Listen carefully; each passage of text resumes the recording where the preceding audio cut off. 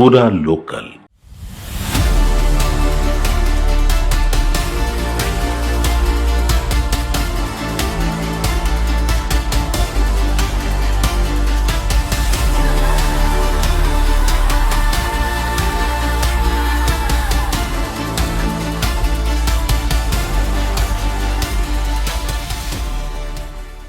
December 29 నుంచి assembly శీతాకాల సమావేశాలు నిర్వహించాలని రాష్ట్ర ప్రభుత్వం నిర్ణయం తీసుకుంది.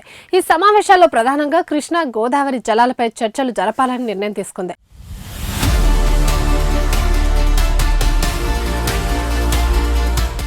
రెండేళ్ల పాలనను చూసి ఓర్వలేక కేసీఆర్, బీఆర్ఎస్ నేతలు చేస్తున్న తప్పుడు ప్రచారాలను ఇక ఉపేక్షించేది లేదని, వాళ్ళ బండారాన్ని అసెంబ్లీ సాక్షిగా బయటపెడతామని సీఎం రేవంత్ రెడ్డి మంత్రులకు పిలుపునిచ్చారు.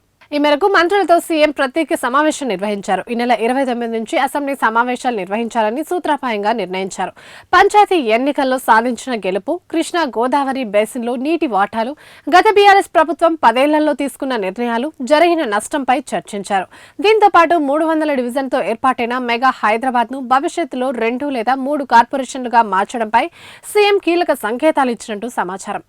పంచాయతీ ఎన్నికల్లో బాగా పనిచేశారంటూ మంత్రులను సీఎం రేవంత్ రెడ్డి ప్రత్యేకంగా అభినందించారు. భవిష్యత్తులో రాబోయే అన్ని ఎన్నికల్లోనూ ఇదే ఉత్సాహం ప్రదర్శించాలని, పార్టీ కేడర్ను సమన్వయం చేయాలని సూచించారు. జెడ్పీటీసీ, ఎంపీటీసీ ఎన్నికలను ఇప్పట్లో నిర్వహించే ఉద్దేశం లేదని, దీనిపై త్వరలోనే చర్చించి నిర్ణయం తీసుకుందామని స్పష్టం చేశారు.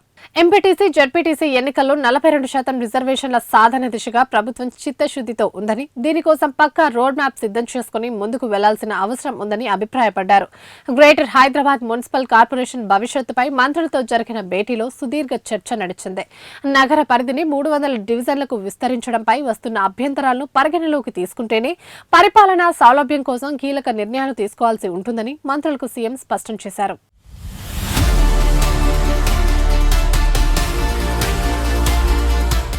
మెగా సిటీని 2 లేదా 3 స్వతంత్ర కార్పొరేషన్లుగా విభజించేందుకు సీఎం రేవంత్ రెడ్డి పలు సూచనలు చేశారట. అసెంబ్లీ సమావేశాల్లో ప్రధానంగా నీళ్ల అంశాన్ని ఎజెండాగా మార్చుకోనున్నట్లు తెలుస్తోంది. విశ్వసనీయ సమాచారం ప్రకారం కృష్ణా గోదావరి బేసిన్లపై పవర్ పాయింట్ ప్రజెంటేషన్ ద్వారా గత ప్రభుత్వం చేసిన తప్పిదాలను సభ సాక్షిగా ఎండకట్టాలని మంత్రుల భేటీలో నిర్ణయించారు. ఉమ్మడి ఏపీలో తెలంగాణకు జరిగిన అన్యాయంతో పాటు బీఆర్ఎస్ పాలనపై వివిధ ప్రాజెక్టులపై జరిగిన నిర్లక్ష్యాన్ని సాక్ష్యాధారాలతో వివరించనున్నారు. గతంలో కేసీఆర్ అసెంబ్లీలోనే ఏపీకి అనుకూలంగా మాట్లాడిన పాత వీడియోలను ప్రదర్శించడం ద్వారా వారి డబుల్ స్టాండర్డ్స్ ను బయటపెట్టనున్నారు. కేంద్రం వద్ద పెండింగ్ లో ఉన్న రాష్ట్ర ప్రాజెక్టుల అంశాలు, ఏపీ అక్రమ ప్రాజెక్టులను అడ్డుకునేందుకు తీసుకుంటున్న చర్యలపై సభలో స్పష్టం చేయనున్నారు. ఉమ్మడి ఏపీ పాలనలో తెలంగాణ నీటి వాటాకు జరిగిన అన్యాయాన్ని, స్వరాష్ట్రంలో బీఆర్ఎస్ ప్రభుత్వం అనుసరించిన విధానాల వల్ల జరిగిన నష్టాన్ని సవివరంగా చర్చించనున్నారు. గత 2 ఏళ్ల కాంగ్రెస్ పాలనలో సాగునీటి రంగంలో వచ్చిన మార్పులు, పెండింగ్ ప్రాజెక్టుల పూర్తికి తీసుకున్న చర్యలను సభలో వివరించాలని నిర్ణయం తీసుకున్నారు. కృష్ణా ప్రాజెక్టులను కేఆర్ఎంబీకి అప్పగించే విషయంలో గత ప్రభుత్వ వైఖరిని, ఇప్పుడు తమ ప్రభుత్వం తీసుకుంటున్న చర్యలను వివరించనున్నారు. జల వనరుల వినియోగంలో తెలంగాణ హక్కులను ఎలా కాపాడుతున్నారో గణాంకాలతో సహా నిరూపించేందుకు సిద్ధమయ్యారు. మరోవైపు బీఆర్ఎస్ నేతలు చేస్తున్న అసత్య ప్రచారాలను ఎక్కడికక్కడ తిప్పికొట్టాలని, ఆధారాలతో సహా ప్రజల ముందు నిజాలను బయటపెట్టాలని మంత్రులకు సీఎం రేవంత్ రెడ్డి స్పష్టమైన ఆదేశాలు జారీ చేశారు.